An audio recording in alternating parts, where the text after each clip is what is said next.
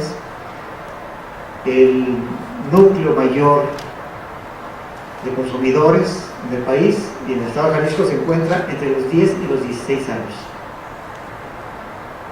Ahí está la mayor parte. Luego, el segundo núcleo va de los 16 a los 19 y ya luego empieza a descender paulatinamente. Entonces le están pegando a lo más valioso que tenemos cualquier sociedad, que son nuestros niños y nuestros jóvenes. Le están pegando al futuro de este país. Y por eso el presidente de la República decide enfrentar el problema como lo estamos haciendo en este momento. Es necesario el empleo de la fuerza en este momento. Les quiero decir una cosa, esto apenas empieza. Esto va para muchos años. Estas no son soluciones de un día para otro, no son de un año, no son de un sexenio. Las respuestas son generacionales, es decir, están en el tiempo y en las acciones pertinentes que conlleven a resolver un problema fundamental en este país. ¿Cuál es el problema fundamental de este país? Señores, los mexicanos somos el problema fundamental. ¿Por qué somos los mexicanos el problema fundamental? Pues yo les pregunto, ¿cómo vemos al mundo los mexicanos? Me refiero a las grandes mayorías, efectivamente hay gente que se salva, pero ¿cómo lo vemos las grandes mayorías? ¿Sabe cómo lo vemos? Lo vemos corrupto. Vemos el mundo de una forma corrupta, entendiendo corrupción en un sentido amplio, lo que pervierte, lo que trastoca el orden. Eso es corrupción. Entonces, ciudadanos o no ciudadanos, aquellos que no han cumplido los 18 años, salgamos a la calle y veamos nuestras calles cómo están llenas de basura, gente que tira basura, gente que no respeta las señales de tránsito, gente que da mordida y que recibe mordida, que compra y vende productos pirata, que compra sus boletos en la reventa para entrar al estadio, ¿verdad? Sobre todo cuando viene la América, ¿sí? Si no, nunca se llenan. Entonces, todas esas actitudes son actitudes corruptas. Gente que evade y elude impuestos. Estas operaciones que les platicaba al principio de empresarios, muchos de ellos exitosos, que una forma de eludir impuestos es precisamente desviar una gran cantidad de su producción al mercado informal. Y eso es eludir impuestos y eso daña al país. Y eso es una actitud corrupta. Que nos llegó el recibo de la luz por 8,000 pesos, ¿verdad? Vamos y buscamos una ventanilla, porque ahí me dijeron que pagándole 3,000 pesos a determinada persona se resuelve. Eso es una actitud corrupta. Y así podríamos citar una gran cantidad de temas relacionados que nos llevan a la triste conclusión de que somos una sociedad corrupta. No por nada estamos en el 89 lugar de corrupción en el mundo. ¿Qué significa esto? Que el primer lugar es el menos corrupto, supuestamente. Nosotros somos el 89 de 186 países. Qué pena, ¿no? Eso es muy lamentable. Y todo está relacionado con este tema de la actitud, de la visión que tenemos los mexicanos actualmente. ¿Sí?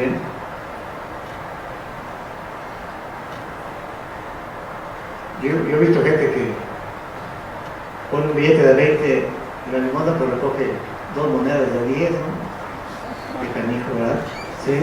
Pero lo hacen, observen a la gente. Yo, la verdad, me autocatalogo un observador. Siempre estoy observando qué pasa en la sociedad. Me gusta observar la sociedad. Me voy a una plaza comercial y me siento a observar a la gente. ¿Qué hace la gente? Y ahí descubro un montón de patanes que escupen en el piso, tiran su cigarro, empujan a las personas, corre para ganarle la escalera, e inclusive alguien que va con un bastón, ¿no?, la escalera eléctrica, y no somos capaces de ceder el paso a la gente. Entonces también nos convertimos en no solamente una sociedad corrupta, una sociedad intolerante, una sociedad que no respeta a los demás y que definitivamente no respeta la libertad de los demás. Eso sí, exigimos que nos respete, pero no respetamos a los otros. Entonces, queremos que se respete nuestra libertad, pero no respetamos la libertad de los demás. Acabo de estar en la Ciudad de México, platicaba con un taxista de unos eventos que hubo ahí en la colonia de la Herradura, y ahí se aseguró un narcotraficante importante hace un mes y medio más o menos, uno de apodo El Indio. Y él me platicaba, no, pues yo venía a dejar a alguna gente aquí. Oye, ¿por qué no lo denunciaban las autoridades? No, pues es que pagan muy bien, son fuentes de empleo, fíjense nada más. Y así va uno platicando con la gente y va uno descubriendo que además es una sociedad de cínicos y que estamos inmersos en estas situaciones y que no nos interesa más que el interés particular.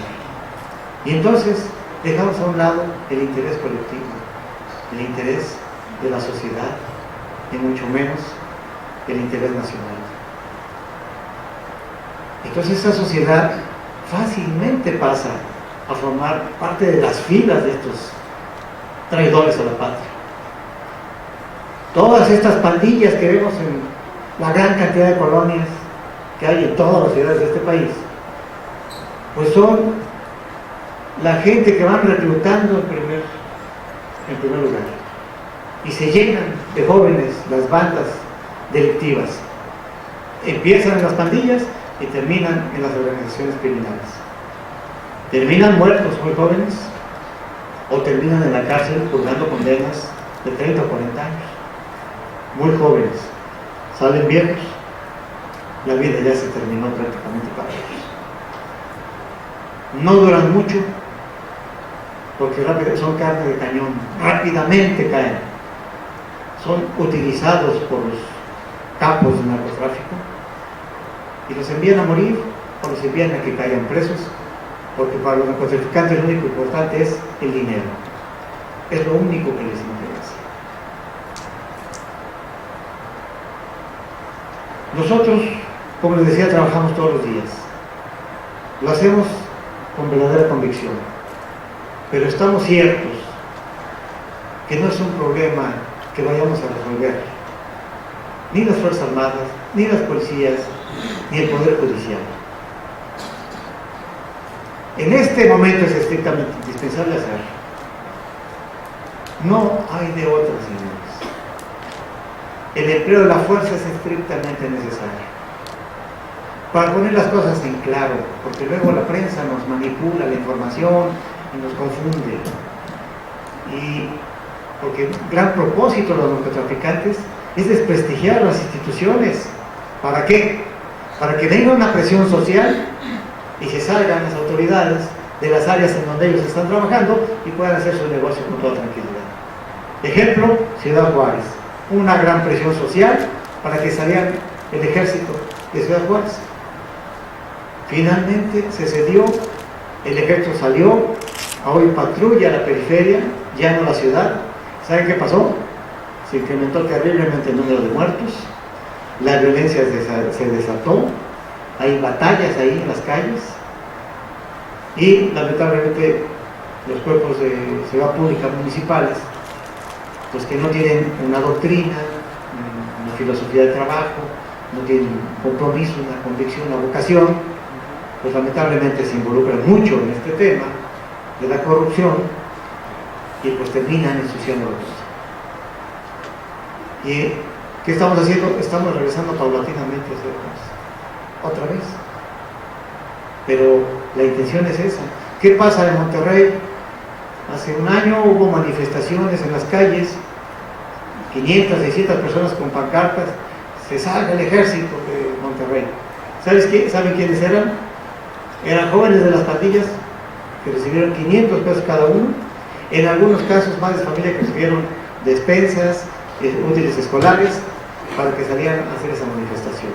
Eso fue lo que hicieron, todo con el propósito de desprestigiar a una institución como son las Fuerzas Armadas y para lograr su objetivo de que saliéramos de las ciudades. Pero de Monterrey no nos salimos, ahí seguimos trabajando. Y yo creo que ya no vamos a salir de ningún lado. Ya lo dijo el señor presidente, ni un paso atrás. Este país lo necesita. El gran propósito de los narcotraficantes es, desde hace 10 años, inundar el país de drogas. Afortunadamente no toda la gente se hace adicta. La cuestión de la adicción es un problema genético. Hay personas que ya tienen una predisposición para las adicciones. Se toman la primera copa y hasta que llegan a tocar fondo. Se fuman el primer cigarro de marihuana y hasta tocar fondo. Son los adictos a los que les surge la necesidad imperiosa de consumir para poder vivir. Hay consumidores, como alguien que se toma una copa antes de comer, una copa de vino, y no le pasa nada, ¿verdad? Simplemente ya se tomó su copa, termina de comer y se va a seguir trabajando. Entonces, la gran idea es inundar el mercado de drogas para que surjan los adictos. Y de esa manera tener un mercado cautivo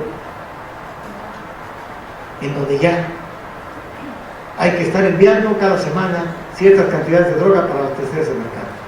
A eso le sumamos los consumidores, que si bien no son adictos, pero les encanta perjudicarse a sí mismos, perjudicar su organismo, echar a perder su vida, intoxicarse, que aun cuando no se vuelvan adictos, en un momento de intoxicación, la gente puede perder la vida en un accidente, la gente puede tener relaciones sexuales de riesgo que les lleven a una enfermedad que finalmente los conduce a la muerte. Entonces todo eso pasa con la gente cuando está intoxicada. Entonces no necesariamente solo los adictos se van a ver afectados de esta manera, sino también los que son consumidores eventuales. Y cada vez hay más consumidores, como acabamos de demostrarlo aquí, desde la primaria, la secundaria, las preparatorias, las universidades. Yo, sin temor a equivocarme, si me viniera a hacer una investigación, podríamos identificar a quiénes son los vendedores dentro de la universidad. ¿Sí? ¿Y sabe quién lo sabe? Los jóvenes, los estudiantes. Lo saben bien. Ellos saben quiénes venden. Y hay en todas las universidades del país, públicas y privadas, en todas partes están. Si están en la primaria, en la secundaria, ¿saben quién vende ahí? Los mismos niños son los que venden. Empiezan regalándole un cigarrito de marihuana, luego otro, y al rato, ya el que va por su marihuana, no, ya no te lo voy a regalar. Te voy a proponer que tú lo vendas en tu escuela, te doy tu marihuana y aparte te doy tus 200 pesos. Imagínense un niño de primaria, de secundaria, que le den sus 200 pesos a la semana o 500. Una maravilla, ¿no? Más aparte, su dosis. Y esos son los que venden. Entonces, un fenómeno de este tamaño no se resuelve con la fuerza. Y para poner en su contexto las muertes, decía yo hace rato, se dice que hay 28,000 muertos en la presente administración. Ya la Secretaría de Defensa Nacional identificó 580 muertos. O sea, que le hemos producido a los narcotraficantes a través de la acción de las armas. 580 en 3 años. Pónganle ustedes que las policías hayan matado otros 500, son 1000. ¿Y el resto quiénes son? Aproximadamente 25,000 son ejecuciones hacia adentro de los cárteles. Es decir, es la forma de mantener la disciplina. Ahí el que hace una trampa, el que se roba dinero, el que vende una droga que no le administraron el cártel correspondiente, lo matan. Y luego en los periódicos, se encuentra un cadáver, era fundamental de oficio albañil, todos son albañiles. No, pues eran narcomenudistas. Esa es la realidad. Entonces esos 25,000 son ejecuciones al interior de los cárteles. Y póngale otros 1,000, que son los que resultan de las muertes que se dan en los enfrentamientos entre los cárteles. Ya son 26,000. Y hasta donde yo he contado, desafortunadamente, ha habido 6 personas que han fallecido, que se encontraron en medio de los disparos. 2 jóvenes del Tecnológico de Monterrey,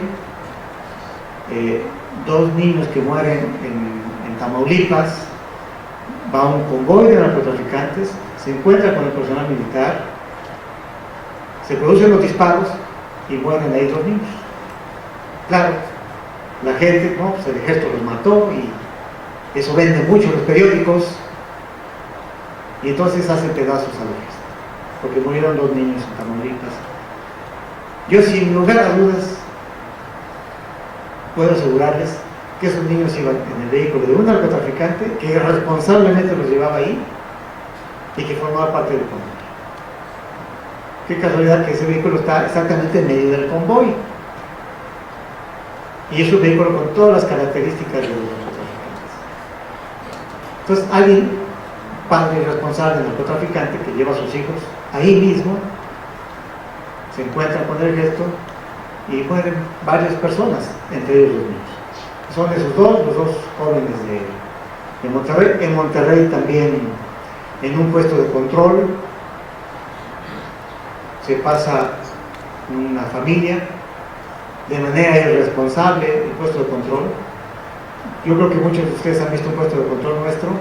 Siempre hay un letrero que dice a 200 metros puesto de revisión militar, a 100 metros puesto de revisión militar, después hay conos, después hay un soldado con una banderola, y hay una forma de canalizar los vehículos. Cuando alguien ve todas estas señales y no se detiene,